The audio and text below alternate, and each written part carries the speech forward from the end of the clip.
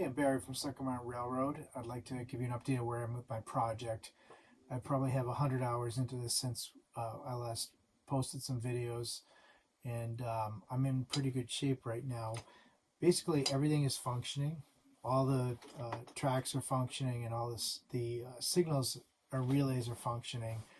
It's really cool. I have not put on the catenary yet because that's one of the last things I'm going to do. But the train functions. And here are all of my different circuits. Basically, I've got the turnout circuits, I've got the relay circuits for the signals, which I'll share, and then I also have this neat circuitry on both sides of the track from Signalogics systems that allows the train to be detected on both tracks, and it'll set off the crossing lights, which are really cool, and then it shuts off when it reaches about here. Working on getting those functioning. There's some programming involved, so I'm not quite where I want to be yet, but I'm definitely in a space where the layout is ready to be mounted into the box which is being built. And let's go underneath and I'll show you what's happening underneath the layout.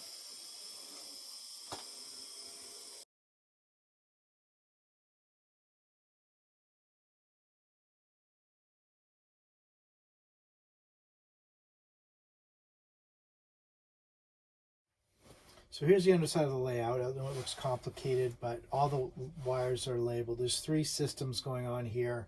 The first one is the touch toggle system, and these are the coil outputs for the turnouts, and these are the snap action turnouts. These are actually just relays for the blocks, and I diagrammed it in an earlier video, but the touch toggles are fantastic because there's really no soldering. They're all operated by 12 volts.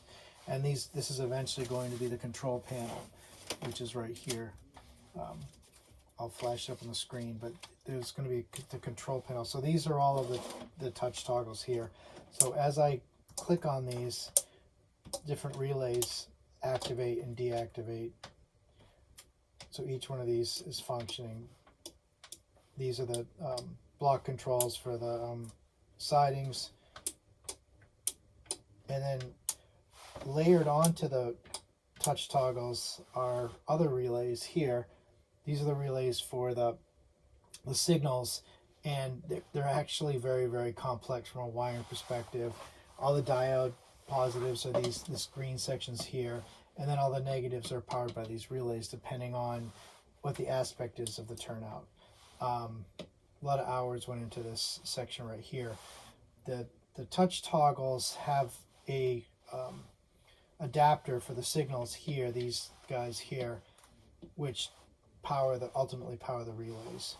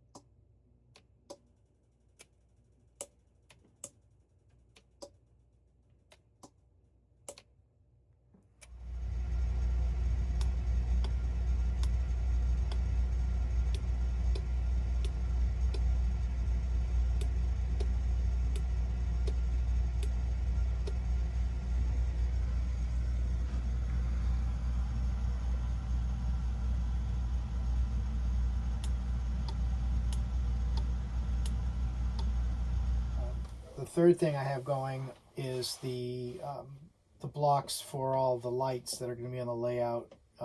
Gray is negative, yellow is positive, and these are all 12 volts. Same thing on this side. So anything that's going to be a house or going to be lit up is going to run through this circuitry.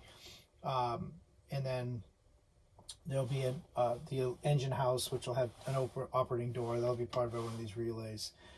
Then the other two circuits that I'm still sorting out are the signal logic systems for the grade crossings. If you can imagine, all of these are for the detection underneath the rails. So there's infrared detectors here and here, and there's 8 of them on each side that detects the train entering the area, crossing the road, and then leaving the area. This is one side of the layout, and this is the other side of the layout. These are all functioning right now to the best of my ability.